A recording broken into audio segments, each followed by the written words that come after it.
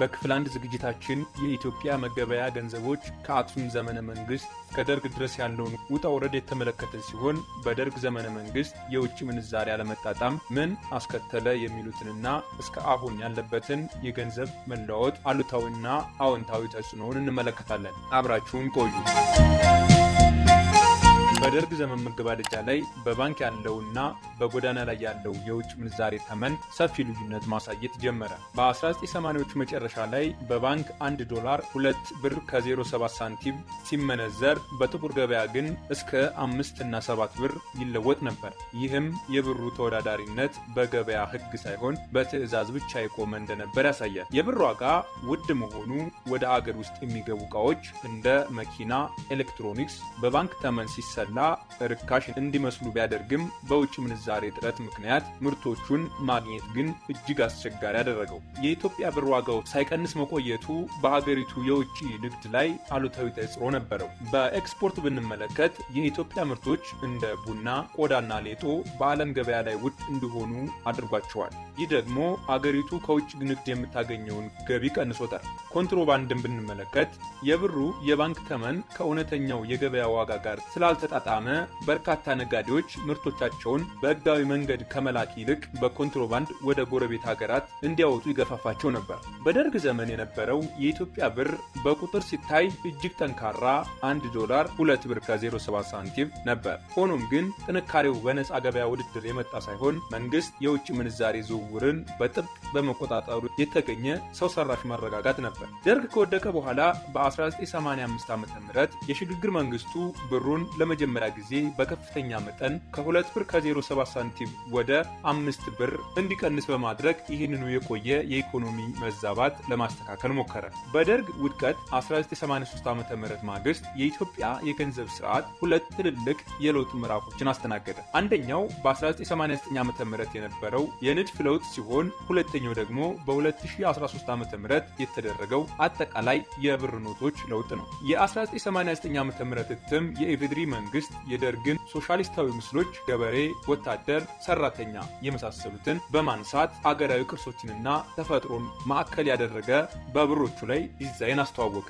ለምሳሌ ያክል በ1 ብር ላይ ወጣት ልጅ የትምህርት ተስፋና ጥቁር ጥንቸልን፣ በ5 ብር ላይ የዱር እንስሳና የቡና ተክል የኢኮኖሚ መሰረትን ለማሳየት፣ በ10 ብር ላይ የዱር እንስሳት አንበሳ እና የጥቁር አባይ ድልድይን አደረገ። በ50 ብር ላይ የእርሻ ትራክተር አደረገ። በ100 ብር ላይ ደግሞ የፋሲለደስን ግንብ አስቀመጠ። ደርግ ሲወድቅ $1 በ2 ብር ከ07 ሳንቲም ይገዛ የነበረው ተመን በ1985 ዓ.ም ወደ 5 ብር ዝቅ እንዲል ተደረገ። ከዚያ በኋላ በአሁኑ ወቅት በባንክና በውጭ ገበያ መካከል ያለው ልዩነት ሰፊ ሆኗል። በ1983 ዓ.ም የደርግ መንግስት ወድቆ ኢህአዴግ ስልጣን ከያዘ በኋላ የደርግ ዘመን የብር ኖቶች በ1989 ዓ.ም በአዲስ እንዲተኩ ተደረገ። ይህም ለውጥ የተደረገባቸው ምክንያቶች አንደኛ የኤርትራ ነፃ መውጣትና የናቅፋ መስተዋወቅ። ኤርትራ ከኢትዮጵያ ተለይታ ነፃ ሀገር ብትሆንም እስከ 1990 ዓ.ም ድረስ ለንግድ የምትጠቀመው የኢትዮጵያን ብር ነበር። በ1990 ዓ.ም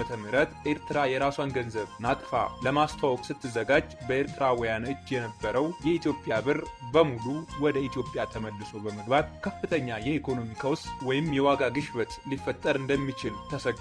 ስለዚህ የኢትዮጵያ መንግስት ቀድሞ የብር ኖቶቹን በመቀየር በኤርትራ እጅ የነበረው የድሮው የደርግ የብር ኖት ዋጋ ቢስ እንዲሆንና ወደ ኢትዮጵያ ገበያ እንዳይመለስ አደረገ። ይህ ውሳኔ በሁለቱ ሀገራት መካከል ለተከሰተው የድንበር ጦርነት አንዱ የምጣኔ ሀብት ሰበብ እንደነበር ይነገራል። በሁለተኛ ደረጃ ፖለቲካዊና ርዕዮተ ዓለማዊ ለውጥ። በደርግ ብር ኖቶች ላይ የነበሩት ምስሎች የሶሻሊስት ርዕዮተ ዓለም ለምሳሌ የታጠቁ ገበሬዎች፣ ወታደሮችና የፋብሪካ ሰራተኞች የሚያሳዩ ነበሩ።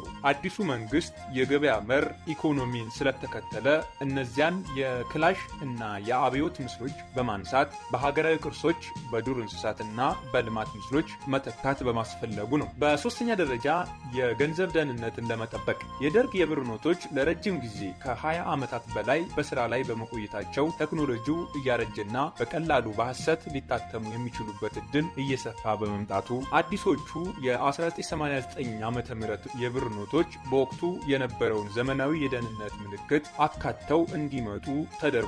በአራተኛ ደረጃ ስንመለከት በድብቅ የተቀመጠ ገንዘብ ወደ ባንክ ለማስገባት ነበር። ልክ እንደ ማንኛውም የገንዘብ ለውጥ በህገወጥ መንገድ የተከማቸንና ከባንክ ውጭ ዝውውር የሚያደርገውን ገንዘብ ለመቆጣጠር ታስቦ ሰዎች በእጃቸው ያለውን የድሮ ብር በአዲሱ ለመቀየር ወደ ባንክ መምጣት ስለነበረባቸው መንግስት በሀገሪቱ ያለውን የገንዘብ መጠን በትክክል ለማወቅ አስችሎታል። በአጠቃላይ የደርግ አሻራን ለማጥፋትና ከኤርትራ ጋር የነበረውን የገንዘብ ትስስር ለመበጠስና የኢትዮጵያን ኢኮኖሚ ከዋጋ ግሽበት ለመከላከል የነበረ ስትራቴጂካዊ እርምጃ ነው። ኢትዮጵያ አሁን ላይ የምትጠቀምባቸው የብር ኖቶች መስከረም 2013 ዓ.ም የቀየረችው ይህ ለውጥ ከ30 ዓመታት በኋላ የተደረገ ትልቅ የገንዘብ ማሻሻያ ሲሆን አዳዲስ ምስሎችንና ለመጀመሪያ ጊዜ የ200 ብር ኖት ይዞ ብቅ ብሏል። ገንዘቡ የተቀየረባቸው ምክንያቶች ህገወጥ የገንዘብ ዝውውርን ለመግታት፣ የሐሰተኛ ገንዘብ ስጋትን ለመቀነስ፣ የዋጋ ግሽበትና የኢኮኖሚ መዛባትን ለማስተካከል፣ የአገር ውስጥ የንግድ እንቅስቃሴን ለማሳደግ ሲሆን ከፍተኛ መጠን ያለው ገንዘብ ከባንክ ውጭ በተለይ በቤት ውስጥና በህገወጥ ነጋዴዎች እጅ ተከማችቶ ነበር። ገንዘቡ ሲቀየር ይህ የተደበቀ ገንዘብ ወደ ባንክ ስርዓት እንዲገባ ተደርጓል። የሐሰተኛ ገንዘብ ስጋትን ለመቀነስ የድሮ የብር ኖቶች ለረጅም ጊዜ በስራ ላይ በመቆየታቸው በሐሰት የመታተም ዕድላቸው ሰፊ ነበር። አዲሶቹ የብር ኖቶች ግን እጅግ ዘመናዊና በቀላሉ ሊቀዱ የማይችሉ የደህንነት ምልክቶች ተደርጎባቸዋል። የዋጋ ግሽበትንና የኢኮኖሚ መዛባትን ለማስተካከል በገበያ ውስጥ ያለውን የገንዘብ መጠን ለመቆጣጠርና የባንኮችን የገንዘብ እጥረት ለመቅረፍ ታስቦ የተደረገ እርምጃ ነው። የሀገር ውስጥ የንግድ እንቅስቃሴን ለማሳደግ የ200 ብር ኖት መታተም ሰዎች ብዙ ቁጥር ያላቸውን የብር ኖቶች ተሸክመው ከመንቀሳቀስ ይልቅ ጥቂት ኖቶችን በመያዝ ትልልቅ ግብይቶችን እንዲፈጽሙ ረድቷል። እያንዳንዱ የብር ኖት የራሱ የሆነ የኢኮኖሚያዊ የታሪክና የተፈጥሮ ውክልና አለው። ለምሳሌ በ10 ብር ላይ ግመል ይገኛል። ግመል በቆላው የሀገሪቱ ክፍል በተለይ በአፋርና ሶማሌ ያለውን የትራንስፖርትና የኢኮኖሚ መሰረት እንዲሁም የአርብቶ አደሩን ሕይወት ይወክላል። በ50 ብር ላይ ትራክተርና ምርት ይታያል። የግብርና ዘመናዊነትን፣ የምግብ ዋስትናንና የኢትዮጵያን ኢኮኖሚ የጀርባ አጥንት የሆነውን ምርታማነትን ያሳያል። በ100 ብር ኖት ላይ የአገሪቱ ጥንታዊ የታሪክና የባህል እሴቶች እንዲሁም የቱሪስት መስህቦች አካቷል። በ200 ብር ላይ የሰላም እርግብን እናገኛለን። ኢትዮጵያ ለሰላም ለአንድነትና ለብልጽግና ያላትን ራዕይ እንዲሁም የህዝቦች አብሮነትን ያመለክታል። ልዩ መለያዎች እያንዳንዱ ኖት በቀላሉ እንዲለይ ደመቅ ያሉና የተለያዩ ቀለማት አረንጓዴ፣ ቀይ፣ ሮዝ፣ ሰማያዊና ሐምራዊ ተሰጥቶታል። የብሬል ምልክት ማየት ለተሳናቸው ወገኖች ገንዘቡን በእጃቸው ዳሰው እንዲለዩ የሚያስችል ምልክት በሁሉም የብር ኖቶች ላይ ተካቷል። የአጻጻፍ ዘይቤው የብር ኖቶቹ ሀገራዊ ማንነትን በሚያንጸባርቅ መልኩ ጥበባዊና ዘመናዊ ንድፍን አካተዋል።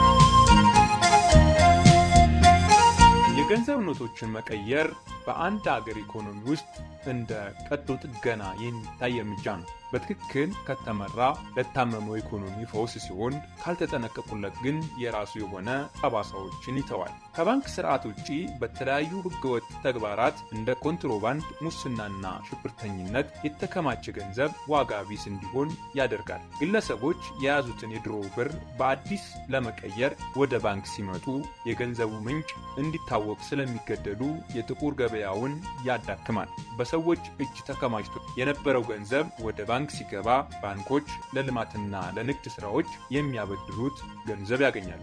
ይህ ደግሞ የኢኮኖሚ እንቅስቃሴውን ያነቃቀዋል። አዳዲስ የብር ኖቶች ዘመናዊ የደህንነት ምልክቶች ስላሏቸው በሐሰት ተመዝብሮ ወደ ገበያ የገባን ገንዘብ ለማስወገድና የገንዘቡን ትክክለኛነት ለማረጋገጥ ይረዳል። መንግስት በገበያ ውስጥ ያለውን የተዝረከረከ የገንዘብ መጠን በአግባቡ እንዲያውቅና እንዲቆጣጠር ስለሚረዳው በረጅም ጊዜ የዋጋ ንረትን ለማረጋጋት እንደ መሳሪያ ያገለግላል። ነገር ግን በጥንቃቄ ካልተመራ አዲስ ገንዘብ አሳትሞ ማምጣት፣ በሀገር አቀፍ ደረጃ ማሰራጨትና የድሮውን ሰብስቦ ማጥፋት እጅግ ከፍተኛ ወጪ ይጠይቃል።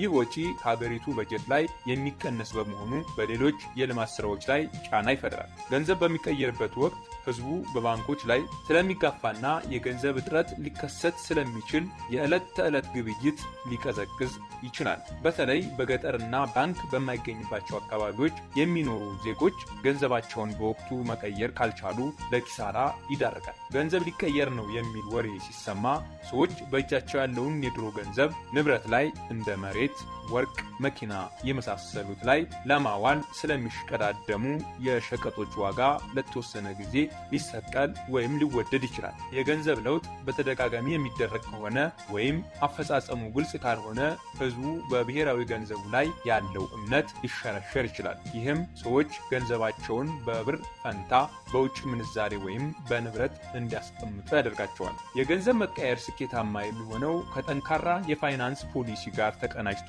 ሲመራ ብቻ ነው። ለውጡ በራሱ ግብ ሳይሆን በኢኮኖሚ ውስጥ ያለውን የገንዘብ ፍሰት ወደ ህጋዊ መስመር የማስገቢያ ድልድይ ነው።